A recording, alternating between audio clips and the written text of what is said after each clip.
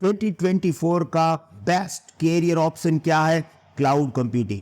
Cloud computing के अंदर best companies कौन कौन सी है? AWS, Azure and Google cloud platform. AWS के अंदर कई सारी सर्विसेज आती है, उसमें से मोस्ट इंपॉर्टेंट सर्विसेज कौन सी है? उसमें एक है IAM। IAM जब आप सीखना चालू करते हो तो इसके अंदर IAM एंटिटी आती है। 3 IAM एंटिटी है, यूजर, ग्रुप एंड रोल। अब ये IAM एंटिटी जो रोल है उसके 5 यूज केसेस है। उसमें केस नंबर 1, 2 हमने ऑलरेडी सीख लिया था। तो आज इस वीडियो में मैं आपको समझाने वाला हूं IAM role use case number 3 and 4। So let's start this.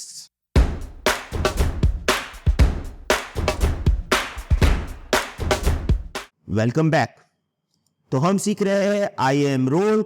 IAM role के कई सारे यूज केस है और ये इसीलिए इंपॉर्टेंट है कि इसके कई सारे क्वेश्चंस एग्जाम में आपको आ सकते हैं। हमने यूज केस नंबर 1 प्रॉपरली सीखा with practical. Use case number 2 में भी 2 प्रैक्टिकल किए। आज हम यूज केस नंबर 3 एंड 4 एक साथ सीख रहे हैं। इसको हम बोलते हैं web identity and SAML 2.0 federation. सबसे पहले मैं आपको ये ऑप्शन कहां पे आता है वो समझा देता हूं, उसके बाद इसको हम पूरी तरह से समझ लेंगे। तो सबसे पहले जब आप AWS कंसोल में जाओगे, वहां पे अभी हम IAM identity and access management सीख रहे हैं। आइडेंटिटी एंड एक्सेस मैनेजमेंट में जब आप रोल्स में जाओगे और जब आप क्रिएट रोल करोगे तो यहां पे 5 ऑप्शंस आते हैं। आज web identity and SAML 2.0 authentication के बारे में हमें सीखना है। ओके, ये दोनों को साथ में सिखा रहा हूं। क्यों? क्योंकि एग्जाम में क्वेश्चन आ रहा है। दूसरी बात, हमें यह भी मालूम होना चाहिए कि कब हम वेब आइडेंटिटी लेंगे और कब हम SAML लेंगे। तो ये दोनों अगर साथ में सीखोगे तो याद रखना भी इजी हो जाएगा। ओके, तो सबसे पहले एज ऑलवेज हम स्टार्ट करते हैं पर्पस। ये रोल बनाने का पर्पस क्या है? AWS identity and access management for web identity और SAML 2.0 federation is secure feature that enables secure access to your AWS resources using temporary credentials obtained through the external identity provider। अब देखो यहां पे एक word आ रहा है external identity provider. आपको शायद मालूम ना हो, राइट? पर मैं आपको अब भी एक ऑप्शन दिखाऊंगा। आप बोलोगे यार मैं तो ये यूज कर रहा हूं, कैसे? मैं आपको समझाता हूं। देखिए यहां पे एक मेरा GitLab का ये अकाउंट है। ओके, अब देखिए यहां पे यूजर नेम पासवर्ड। अगर मुझे GitLab अकाउंट अपना ओपन करना है तो ये यूजर नेम एंड पासवर्ड है। अब इसको मैं यहां से ओपन कर सकता हूं आराम से। पर यहां पे अगर मुझे अकाउंट क्रिएट में पूरा यूजर नेम पासवर्ड वगैरह डिटेल नहीं डालना है तो मैं मेरा गूगल का अकाउंट है जो मैं सालों से यूज करता हूं, उसी गूगल के अकाउंट से भी मैं लॉगिन कर सकता हूं। GitHub के अकाउंट से भी लॉगिन कर सकता हूं, Bitbucket अकाउंट से भी लॉगिन कर सकता हूं। और अगर मेरा कोई कॉर्पोरेट कंपनी में जो जॉब कर रहा हूं उनका भी कोई टाई अप है तो मेरा जो कॉर्पोरेट कंपनी का यूजर नेम पासवर्ड है उसका भी यूज कर सकता हूं थ्रू द Salesforce। तो देखिए यहां पे ये जो हमें आ रहा है ना, ये और साइन इन विथ में जो नीचे, ये हम उसको बोलते हैं आइडेंटिटी प्रोवाइडर। ये एक्सटर्नल आइडेंटिटी प्रोवाइडर है।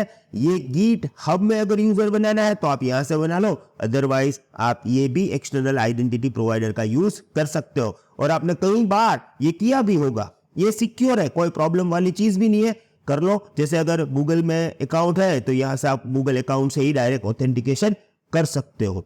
ओके, तो हम ऐसा ही कुछ बात कर रहे हैं हमारी पर्टिकुलर जर्नी में।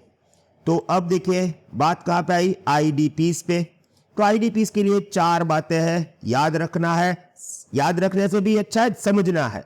ओके, सबसे पहली IDPs offers authentication services allow user to provide their identity online using single set of credentials. So मैं यहाँ पे जाऊंगा, यहाँ से डायरेक्टली वो मेरा ऑथेंटिकेशन करेगा, मुझे अपना गूगल का यूजर नेम पासवर्ड वगैरह देना पड़ेगा, जिससे ये प्रूव हो जाएगा कि यूजर तो भैया भावेश अटारा ही है.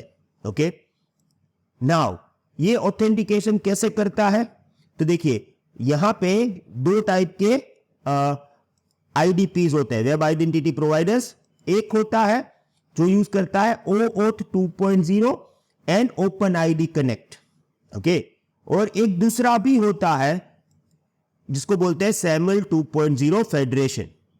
राइट, सो ये दोनों प्रोटोकॉल के थ्रू यहां पे हमें प्रोवाइड हो जाता है secure and standardized way for web application to rely on the IDP for user authentication and authorization. So यहाँ पे दो प्रोटोकॉल ऑप्शंस अवेलेबल है. ओके, तो इसीलिए यहां पर भी दो ऑप्शंस अवेलेबल है. राइट, सो वेब आइडेंटिटी क्या है? वो सपोर्ट करता है OAuth 2.0 and open ID connect. और दूसरा ऑप्शन SAML. राइट, तो आपका आईडीपी कौन है उस हिसाब से आपको यहां पे रोल बनाना है.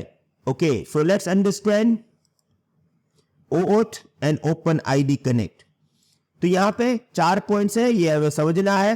तो सबसे पहली बात OAuth 2.0, this protocol handles authorization aspect, allowing application to request access token from IDPs to access user resources on the user's behalf. देखिए जब आप कोई भी सिस्टम में जाओगे, जैसे अगर मैं यहां पे गया, ओके, जैसे मैं यहां पे गया और मैं करूंगा log in through Google. Okay, यहां पे सबसे पहले मुझे अपना यूजर नेम एंड पासवर्ड देना पड़ेगा. ये हो गया ऑथेंटिकेशन. ऑथेंटिकेशन होने के बाद सेकंड स्टेप में क्या आता है? ऑथराइजेशन. जैसे ये प्रूव है आप ऑथेंटिकेटेड यूजर हो कि आप लॉगिन कर सकते हो, पर क्या आप EC2 इंस्टेंस एक्सेस कर सकते हो, क्या आप S3 एक्सेस कर सकते हो, ये सब कुछ क्या होगा? ऑथोराइज होगा. राइट, सो OAuth 2.0 का काम क्या है? ऑथोराइजेशन का. राइट, सो कौन सी सर्विस आप एक्सेस कर सकते हो, पर उससे पहले क्या होना चाहिए? ऑथेंटिकेशन. तो ये काम किसका है? ओपन आईडी कनेक्ट का. तो देखिए this layer build on top of OAuth 2.0, क्योंकि ये पहले ऑथेंटिकेट करेगा कि भाई हां ये भावेश है. अब OAuth डिसाइड करेगा कि भावेश को S3 एक्सेस करना है या नहीं करना है. Focus on user authentication. It provides the way for IDPs to issue ID tokens containing user claim to the application. Let's say that यहाँ पे मैं अगर लॉगिन करूंगा, राइट, जैसे ही मैं लॉगिन करूंगा तो मैं थ्रू द गूगल ऑथेंटिकेशन करूंगा. यहाँ मैं पासवर्ड भी गूगल का ही यूज करूंगा. ओके, और जैसे ही मैं यहाँ से कंटिन्यू करूंगा मेरे पास एक टोकन होगा.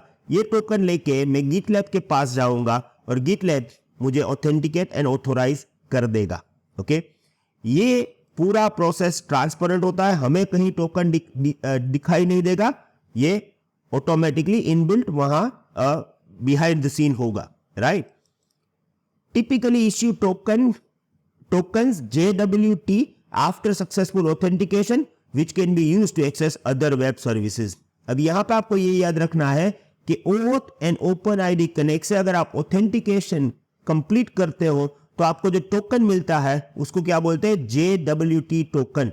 JWT का मतलब होता है जेसन वेब टोकन. ओके, तो उसके थ्रू आप कनेक्टिविटी करते हो.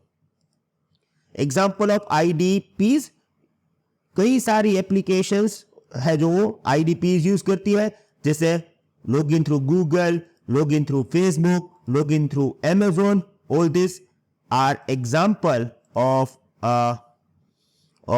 actually OpenID Connect and OAuth, Google, GitLab and Bitbucket, right? तो ये यहाँ से जो हमें मिल रहा है वो सभी एग्जाम्पल है OAuth एंड OpenID Connect के. वहां पे एक दूसरा ऑप्शन भी है, it is SAML. SAML stands for Security Assertion Markup Language 2.0. Okay, काम क्या है? दोनों का काम सेम है, there is no difference. Okay, but दोनों अलग अलग प्रोवाइडर्स है. देखो, SAML 2.0 version of SAML standard for exchanging authentication and authorization data between identity provider and service provider. It's particularly useful in enterprise scenario for enabling SSO, allowing user to authenticate once and gain access to the multiple application without re-entering the credentials. देखो आप ना बहुत बड़ी company में जाओगे जहां पे 10,000 20,000 users हैं. ओके, ये लोग क्या करते हैं, उसका एक रूल होता है कि भाई यूजर नेम पासवर्ड एक होगा, उससे वो कई सारी सर्विसेज एक्सेस करेंगे. जैसे उनको अपने कंप्यूटर में या लैपटॉप में लॉगिन करना है तो वही यूजर नेम पासवर्ड, वाईफाई के लिए वही user name and password, email के लिए वही यूजर नेम एंड पासवर्ड, और अगर क्लाउड में लॉगिन करना है तो वही यूजर नेम एंड पासवर्ड. अब ये पूरी सिस्टम को centrally user name and password manage करने में सबसे बड़ा काम करता है वो है एक्टिव डायरेक्टरी. और एक्टिव डायरेक्टरी जो है वो डिफरेंट सोर्स को कनेक्ट करने के लिए SAML का यूज करता है. ओके, तो आपको क्या करना है, जैसे आज एम्प्लॉय आपने हायर किया, सिर्फ एक्टिव डायरेक्टरी में उसका यूजर बना लो, फिर वो पूरी सिस्टम में से लॉगिन कर सकता है. और ये पर्टिकुलर एंटरप्राइज रिक्वायरमेंट है.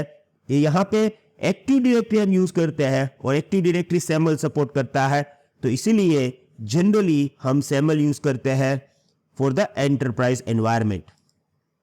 SAML does not use JWT token, relying instead on XML for assertion. So यहाँ पे ये याद रखना, ये सभी जो है ना ये हिंट है, राइट. एग्जाम में ये वर्ड है जो आपको कैप्चर करना है. JWT टोकन आएगा तो OpenID कनेक्ट आएगा तो OAuth आएगा. तो उसके लिए हमें जो भी रोल बनाना है वो कौन सा होगा, वेब आइडेंटिटी होगा. एक्टिव डायरेक्टरी वर्ड आया तो फिर SAML. एग्जाम्पल जो मैंने आपको दिया, एक्टिव डायरेक्टरी फेडरेशन सर्विस जो है वो SAML यूज करती है. जैसे अगर आपको कोई पब्लिक एक्सेस देना है then go for OAuth and OpenID, क्योंकि मोस्ट ऑफ द पीपल के पास फेसबुक गूगल के आईडी होते हैं, उसे एक्सेस कर देंगे. अगर आपको अपने कॉर्पोरेट यूजर को परमिशन देना है then go for the SAML. अब इतने से खत्म नहीं होगा, हमें पूरी सिस्टम को समझना पड़ेगा. और देखिए यहां पे मैंने एक परफेक्ट एग्जांपल दिया है. यहां पे मैंने इसके 5 पॉइंट भी लिखे हैं. मैं इस पॉइंट को रीड नहीं करने वाला हूं, आपको डायरेक्टली मैं समझा दूंगा. ये मैंने पॉइंट्स लिखे हैं क्योंकि आप इस पर्टिकुलर माइंड मैप को डाउनलोड करके कंफ्यूज ना हो और आप समझ पाओ. देखिए यहां पे अगर आप देखोगे तो मेरे पास एक S3 बकेट है, राइट.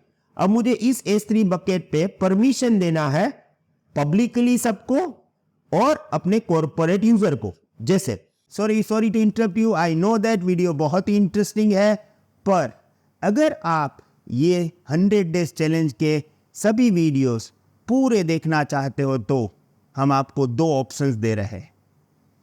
ऑप्शन नंबर 1, हमारी वेबसाइट www.cloudfox hub पे चाहिए. वहाँ पे आपको एक 100 डेज यूट्यूब चैलेंज कोर्स मिलेगा, उसको सब्सक्राइब करिए. हमारा प्राइस बहुत ही कम है, जस्ट 499 रुपीज. ये जो भी वीडियोस हम यहाँ पे YouTube पे डालते हैं वही फुल वीडियो आपको इस पर्टिकुलर कोर्स में मिलेगा. 240 वीडियोस टोटल मिलेंगे. दूसरा एक बहुत ही अच्छा ऑप्शन है जो हम आपको YouTube के थ्रू देंगे. Now you can join our YouTube Elite membership program as well. ये मेंबर बनने के लिए आप हमारी YouTube चैनल CloudFox हिंदी पे जाइए. वहाँ पे एग्जैक्टली सब्सक्राइबर बटन के बाजू में आपको एक ज्वाइन बटन मिलेगा. वहाँ पे ज्वाइन करिए. आपको मंथली सिर्फ और सिर्फ 89 रुपीज पे करना है और ये सभी वीडियोस आपको फुल तो वहाँ पे मिलेंगे ही अप टू 240, और कई सारे कोर्सेज जो हम फ्यूचर में डालने वाले हैं वो सब आपको मिलेंगे सिर्फ 89 rupees per month. I hope you will join this. Thank you very much. Goodbye.